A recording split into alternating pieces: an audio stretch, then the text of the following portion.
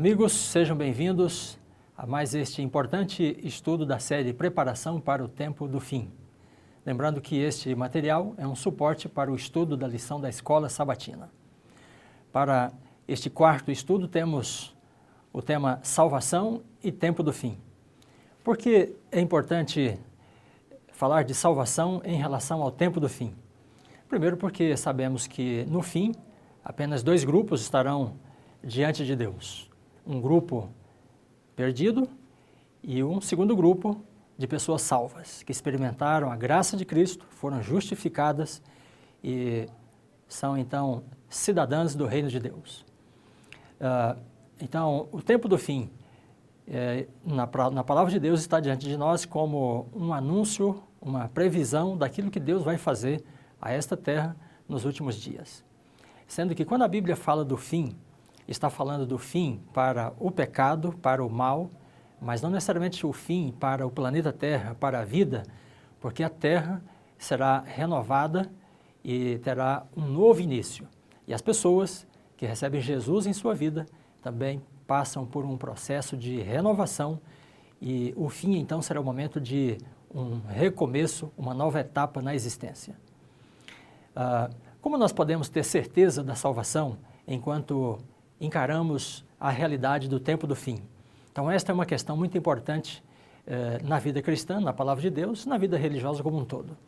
Nós não podemos enfrentar o tempo do fim, as questões escatológicas e proféticas da Bíblia, sem que nós tenhamos certeza da salvação.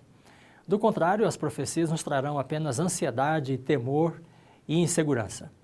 Portanto, o objetivo desse estudo é tratar acerca de como nós podemos ter certeza e convicção de nossa salvação.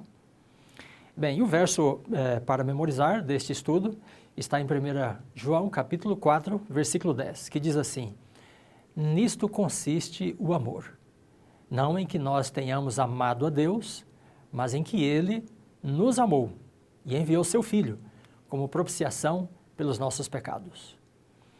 Bem, o ser humano sempre esteve ansioso por se sentir aceito por Deus. E, em geral, nós, ou todas as pessoas, pensam, o que eu preciso fazer para ser aceito por Deus? Na verdade, a aceitação é algo que mexe realmente com a nossa psique, com o nosso sistema emocional. As pessoas estão dispostas a fazer muitas coisas para se sentirem aceitas pelo grupo. Desde mudar seu figurino, sua vestimenta, mudar o corte de cabelo, usar joias, pinturas, fazer até marcas no corpo, são medidas e atitudes que as pessoas tomam para serem aceitas por um grupo. Mas e diante de Deus, será que existe uma expectativa de sermos aceitos? Sim, certamente. Ao longo, na verdade, de toda a história humana, as pessoas buscaram uma convicção, uma segurança, uma certeza de que Deus ou os deuses em que elas acreditavam as aceitavam. Nas religiões antigas, eram comuns os sacrifícios rituais. Pessoas que se dispunham a sacrificar bebês, às vezes seus próprios filhos, para tentar granjear o favor das divindades. E as religiões que promoveram sacrifícios de pessoas, além de animais, são muitas e algumas existem até hoje.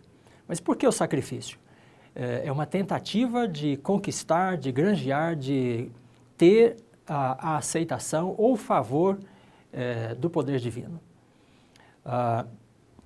Mais próximo de nós, na Idade Média, muitos cristãos impunham sofrimento a seu próprio corpo, como forma de conseguir conquistar essa segurança, essa certeza de ser aceito por Deus. Bem, então, a aceitação diante de Deus, a convicção de estar aprovado, justificado diante do juízo de Deus, é algo que realmente mexe com o ser humano.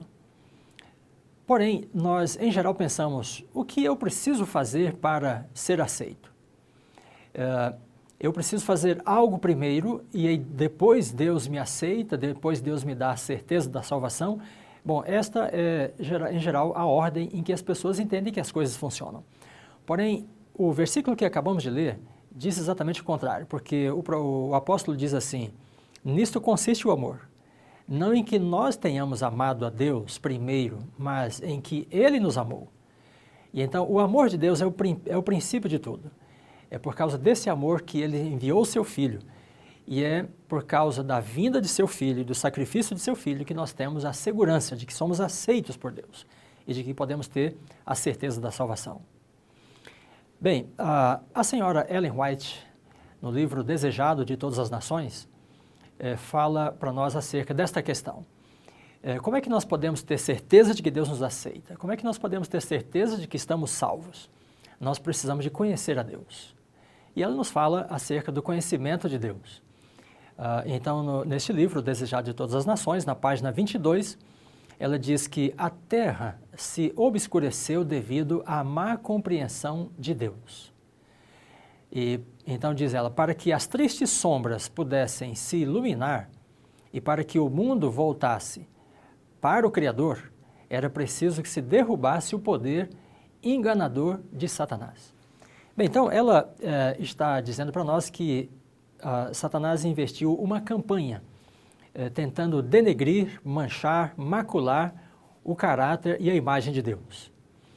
Então, está também dizendo ela que esta campanha deu certo no planeta Terra. E as pessoas têm não só muitas dúvidas, questões acerca do caráter de Deus, como na verdade elas têm suspeitas acerca de Deus. Não é incomum as pessoas que têm medo de Deus. Por que alguém teria medo de Deus? Porque muitos conceitos equivocados acerca de Deus são transmitidos, são cultivados, e as pessoas têm o seu relacionamento com Deus alterado por esses conceitos equivocados. Então está dizendo a autora de O Desejado de Todas as Nações que as artimanhas, os conceitos errados que Satanás promove acerca do caráter de Deus precisam ser desfeitos. Mas como é que nós podemos desfazer esses conceitos? Bem, nós só temos uma chance, que é buscar conhecer a Deus em sua palavra. Qual é o supremo objetivo da palavra de Deus, das Escrituras Sagradas? Eu tenho aqui a Bíblia de Estudo Andrews, que é uma boa opção para o estudo da palavra de Deus com não só o texto bíblico, mas algumas notas, muitas notas explicativas e contextuais para você entender o que a Bíblia está dizendo. Então, qual o objetivo supremo da palavra de Deus? É revelar o caráter de Deus, sua natureza, aquilo que ele pensa acerca de nós, como suas criaturas, seus filhos, revelar os planos que Deus tem para este planeta e para a raça humana. Portanto, se você deseja conhecer a Deus, as Escrituras Sagradas são o caminho para essa experiência de conhecimento. Bem, e o que as Escrituras nos dizem acerca de Deus? Eu vou mencionar alguns textos bíblicos que nos ajudam a entender um pouco acerca do caráter de Deus. Inicialmente em Gênesis, capítulo 6, nós temos o relato de Noé e o dilúvio. Então, no capítulo 6, versículo 5, diz assim: viu o Senhor que a maldade do homem havia se multiplicado. Porém, Noé achou graça diante do Senhor. E então diz, Noé era um homem justo e íntegro. Bem, então esse texto está dizendo para nós que Noé, o único sobrevivente com a sua família, no evento do dilúvio, era um homem íntegro e reto. Era uma pessoa correta, mas antes que a Bíblia nos informe acerca dessa condição social e religiosa de Noé, o texto bíblico diz que Noé achou graça diante do Senhor. Essa expressão pode ser traduzida também assim, que Noé foi alcançado pela graça. Noé alcançou graça diante do Senhor. Ou seja, ele foi despertado para a bondade de Deus e ele entrou então em relacionamento com Deus a partir desta compreensão dele acerca da bondade de Deus. E só depois de a Bíblia mencionar da experiência de Noé com a graça, é que então ela diz que Noé era um homem justo e íntegro. Bem, este texto nos coloca diante da realidade de que a nossa vida, qualquer tipo de atitude, de ação, de mudança que tenhamos, precisa isso ser precedido de uma experiência com a graça de Deus. E o que a Bíblia nos diz é que Deus é gracioso. A sua graça está à nossa disposição. Bem, além desse texto, nós temos inúmeros outros, mas eu quero mencionar a fala de Deus com Moisés no Monte Sinai. O povo de Israel era cativo no Egito e Moisés estava num período de afastamento do Egito por causa de questões complexas nas quais ele se envolveu lá.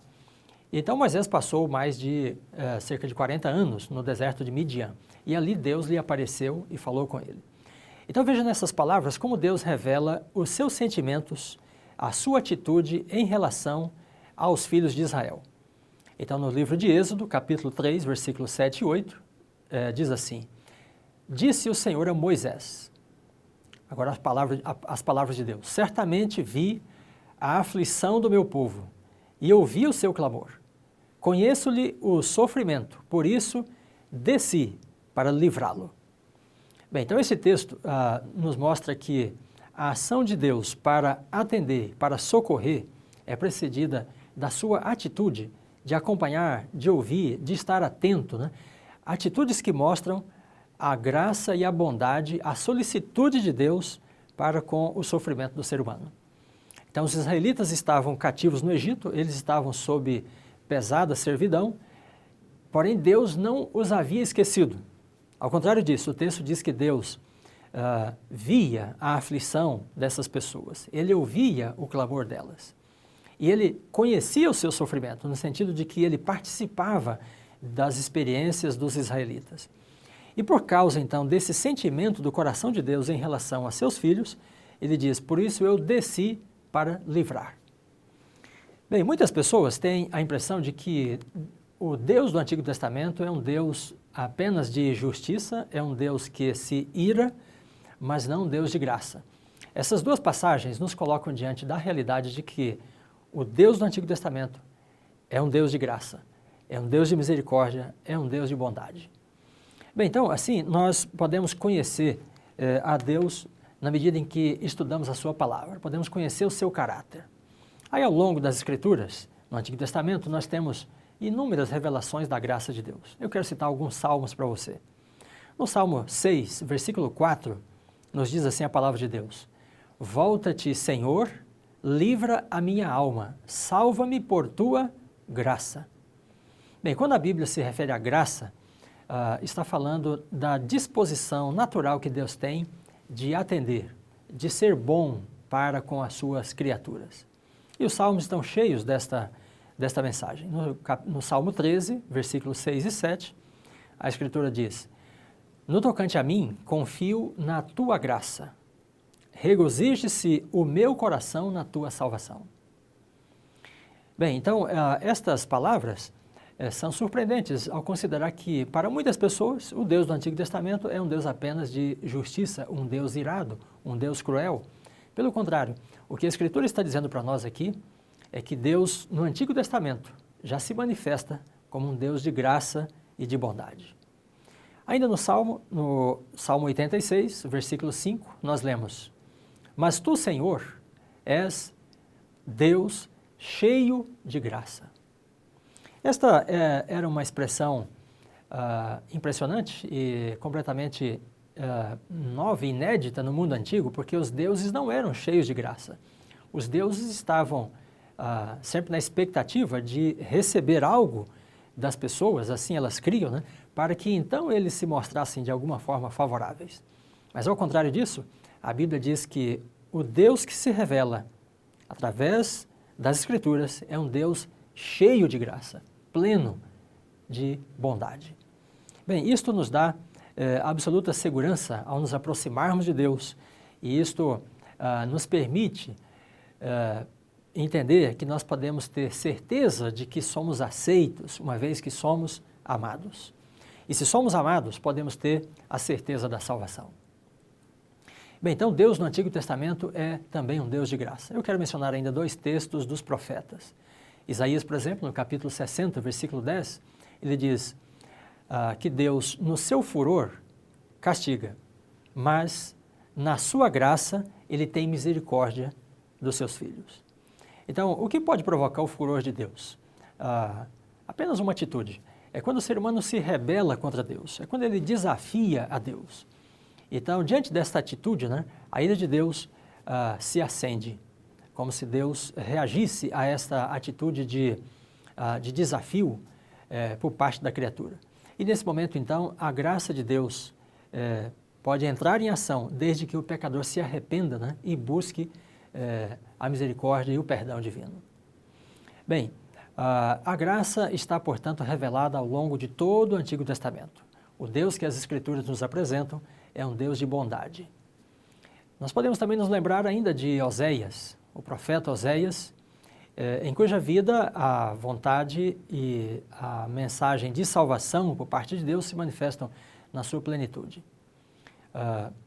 Oséias 2, versículo 14, lemos as seguintes palavras: Portanto, eis que eu a atrairei e a levarei para o deserto e lhe falarei ao coração.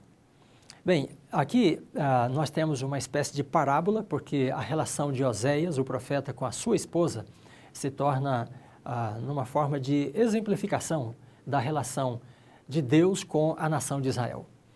Então, a esposa de Oséias se desviou do seu lar, da sua fidelidade para com o esposo, e nesse sentido ela representava a nação de Israel, que também se desviava após os deuses falsos em desobediência ao Deus verdadeiro. Então Deus se refere a Israel com essas palavras, dizendo que iria atrair Israel ao deserto e então lhe falaria ao coração. Bem, o deserto na Escritura tem dois sentidos principais. Primeiro, o deserto é um lugar de sofrimento, é um lugar de aridez, de calor e frio, é um lugar de ausência de vida. Então, o deserto é lugar de provação. Porém, o deserto na Escritura também é lugar de intimidade, porque muitas vezes é apenas na provação, é somente na provação em que o ser humano rebelde se torna sensível outra vez à fala de Deus. Então, quando Deus diz que vai levar Israel ao deserto e lhe falará ao coração, ele está dizendo que algum sofrimento, alguma situação difícil que viesse, poderia ser um momento para que o coração se abrisse e pudesse então ouvir, né, a palavra de Deus outra vez. Bem, então, como nós dissemos, no Pentateuco, nos Salmos, nos profetas, Deus se revela como um Deus de graça, um Deus de bondade. Um Deus salvador, que antes de esperar qualquer atitude de nossa parte que possa granjear, conquistar a sua simpatia, Ele nos ama primeiro. E depois disso nos chama então para uma relação de salvação com Ele. Bem, o que dizer do Novo Testamento? Como é que nós podemos, ou como é que nós percebemos Deus no Novo Testamento? Jesus Cristo é a imagem de Deus, é a revelação principal, primordial de Deus, e esta revelação é feita no contexto do Novo Testamento. Então nós vamos ao Evangelho de João e ali lemos no capítulo 1, versículo 14, as seguintes palavras: E o Verbo se fez carne e habitou entre nós, cheio de graça e de verdade, e vimos a sua glória, glória como do unigênito do Pai. Bem, então a Escritura está dizendo que o Criador, o Deus eterno, que aqui é nomeado como o Verbo de Deus, veio ao nosso mundo, entrou na nossa realidade, assumiu a nossa condição humana, e ao fazer isto, as pessoas puderam perceber nele um Deus cheio de graça. Porque em todas as suas relações, em todos os seus contatos, Jesus Cristo manifestava graça, bondade e misericórdia. Diante de pessoas necessitadas, diante de pessoas doentes, diante de pessoas que padeciam de algum tipo de deficiência, de privação, a solicitude de Jesus era sempre a nota tônica das suas ações e de suas palavras. Então, por isso o Evangelho diz que, tendo habitado entre nós, nós podemos vê-lo como um Deus cheio de graça, cheio de bondade.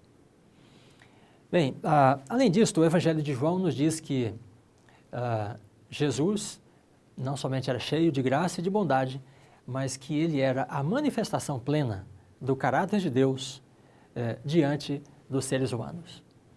E em uma ocasião, o discípulo Filipe chegou para Jesus e disse: Senhor, o Senhor poderia nos mostrar o Pai e isso nos basta. Esse relato está em João 14, versículo 9. Bem, a isto Jesus então reagiu, dizendo: Filipe, há tanto tempo estou convosco e não me tendes conhecido? Quem vê a mim, diz ele, vê o Pai. Bem, então se Jesus foi esse Deus cheio de bondade, um Deus solícito, um Deus misericordioso, além de poderoso para salvar, para atender, para socorrer, então ele mesmo vem e diz, aquele que vê a mim, vê o próprio Pai. Porque entre ele e o Pai há uma espécie de jogo de espelhos. Quem conhece a Cristo, conhece o próprio Pai. Bem, assim nós podemos então concluir que ao longo da Escritura, nós temos uma revelação da pessoa e do caráter de Deus que não nos confunde. Deus é Deus de graça, é Deus cheio de amor e de misericórdia, do início ao final da Escritura. Mas você poderia perguntar, e quanto ao Espírito Santo? Seria também o Espírito Santo cheio de graça, de bondade, de amor? Bem, a Escritura responde para nós. Em Romanos capítulo 8, versículo 26, o apóstolo Paulo diz que o Espírito Santo, semelhantemente, nos assiste em nossa fraqueza. Aí ele diz, porque nós não sabemos orar como convém, mas o mesmo Espírito intercede por nós sobremaneira, com gemidos inexprimíveis. Bem, então a mesma solicitude, o mesmo amor e a mesma graça manifestados no Deus do Antigo Testamento e em Jesus Cristo no Novo Testamento, são também manifestados na pessoa do Espírito Santo. Porque aqui a Escritura está dizendo para nós que o Espírito Santo intercede por nós.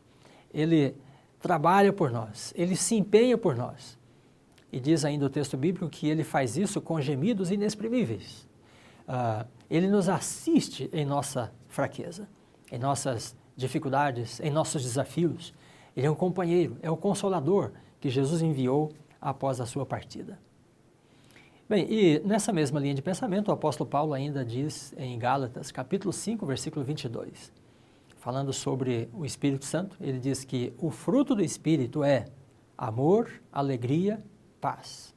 Então o apóstolo nomeia várias virtudes, mas a primeira delas, que qualifica o fruto do Espírito, é o amor.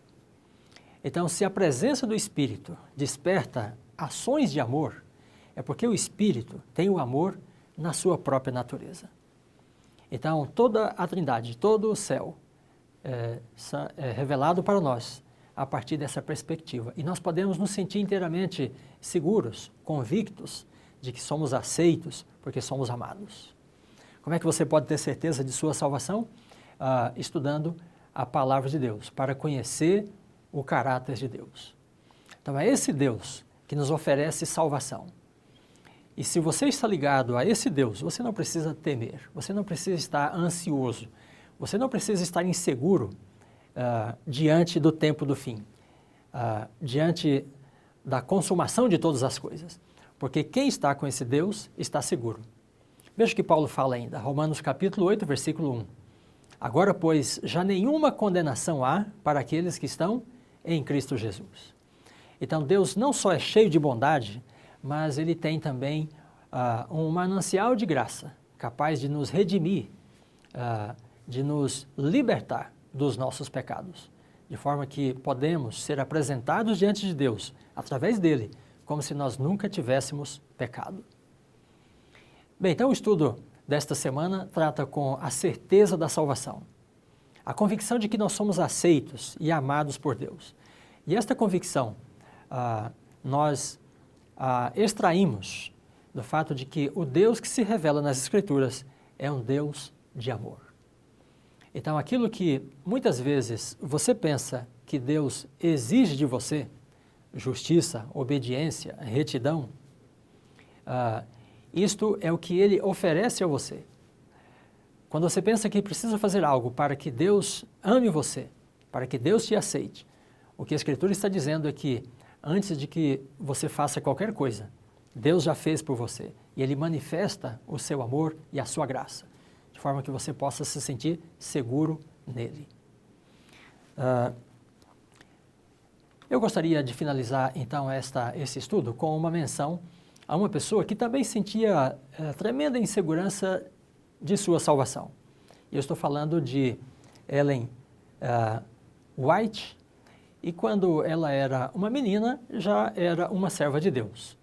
Ellen White foi criada na igreja metodista, e na igreja metodista ela havia aprendido sobre a salvação, e especialmente dentro desse tópico de salvação, ela tinha sido ensinada de que para que a pessoa se sinta aceita e convicta de sua salvação, ela precisa ter a santificação do Espírito. E na compreensão metodista daquele tempo, a santificação do Espírito era algo que a pessoa sentia no seu corpo. Então ela tinha uma espécie de confirmação de caráter mesmo emocional, e diante disso ela então se sentia inteiramente garantida, a pessoa, né, diante de Deus. E Ellen White então cresceu nesse ambiente, em que as pessoas buscavam fazer, viver, agir de determinadas formas diante de Deus, a fim de alcançar esta bênção, esta confirmação de sua salvação. Bem, então, ainda adolescente, Ellen White teve contato com a pregação de Guilherme Miller acerca da volta de Jesus. E ela ficou extremamente encantada com os estudos proféticos feitos pelo pregador Guilherme Miller. E ela chega a dizer que os dias mais felizes da sua vida foram aqueles em que ela viveu na expectativa de ver Jesus voltar pelo ano 1843, 1844. Porém, apesar dessa expectativa, houve um período de extrema ansiedade por parte de Ellen White. E ela então se debatia desde os 12, 13 anos de idade diante de Deus, buscando a certeza da sua salvação. E ela descreve em alguns de seus livros, especialmente no Testemunhos para a Igreja, no volume 1, nas primeiras páginas, nas primeiras 20 ou 30 páginas, um pouco dessa experiência. Então, ela diz claramente que muitas vezes ela se sentia extremamente aterrorizada diante do pensamento da volta de Jesus, sem ter a certeza da sua salvação. E ela orava e buscava a Deus intensamente, na expectativa de ter esta segurança, essa confirmação no seu coração. E um dia, então, quando ela estava aí pelos 13 anos de idade, ela foi com os pais para uma campal promovida pela Igreja Metodista. E nesta campal, ela diz que estava decidida a buscar a Deus intensamente até que ela tivesse a confirmação da santificação do Espírito e finalmente estivesse segura da sua salvação. E nesta campal, ela então orou, ela se empenhou com Deus, lutou com Deus, buscando esta certeza da salvação. Mas ela diz que não sentia nada, nada de especial, nada de extraordinário, nada de sobrenatural. Porém, as coisas mudaram quando um pregador fez um sermão sobre Esther. E ele falou que Esther estava preocupada de comparecer diante do rei Assuero, sem ser convidada, chamada, e eventualmente o rei determinasse a sua morte. Então, nesse momento de insegurança de Esther, ela lutava com o pensamento e com o receio, com o temor de perder a própria vida por comparecer perante o rei. E quando o pregador descrevia esta ansiedade de Esther, da rainha Esther, Ellen White se identificou com essa ansiedade de Esther no seu coração. E então o pregador disse que Esther confiou e compareceu perante o rei, e o rei estendeu o seu cetro para Esther. E com base neste episódio bíblico, então o pregador concluiu aquele sermão dizendo: tudo que você precisa de fazer é estender a sua mão e agarrar o cetro da graça. E parece que ele falava ao próprio coração de Ellen White naquele sermão, porque ele também disse assim: se você está inseguro de sua salvação, se você está ansioso por sua salvação, querendo fazer algo para que Deus lhe aceite, tudo que você precisa fazer agora é estender o seu braço e tocar no cetro da graça, que está estendido para você. Então Ellen White diz que naquele momento, no seu coração brotou uma nova convicção. E ela entendeu que nada era esperado dela mesma, por parte de Deus, senão que ela levantasse os olhos e olhasse para Cristo, e confiasse, e levantasse o braço para tocar o cetro da misericórdia. Bem, então, com base nessa experiência, ela mesma diz para nós assim: tudo que é requerido do pecador, trêmulo na presença do Senhor, é que estenda a mão da fé e toque o cetro da sua graça. Aqueles que estão esperando tornar-se por si mesmos mais dignos do favor divino, em vez de aventurar a clamar pelas promessas de Deus, estão cometendo um erro fatal. E diz ainda ela: só Jesus pode limpar do pecado, só Ele pode perdoar nossas transgressões. Toda dependência de si mesmo é vã. E somente por conectar-se a Jesus mediante a fé, que os pecadores podem tornar-se filhos e filhas de Deus, cheios de esperança. Bem, então o testemunho de Ellen White nos dá esta perspectiva positiva de que o que Deus espera de nós é que nós apenas creiamos, exerçamos fé de que Jesus é um Deus cheio de graça. E o cetro da sua graça está estendido para você. Levante a sua mão e toque no cetro da graça e tenha a certeza de sua salvação. A certeza de que você é aceito porque é amado pelo Senhor. Que Deus te abençoe.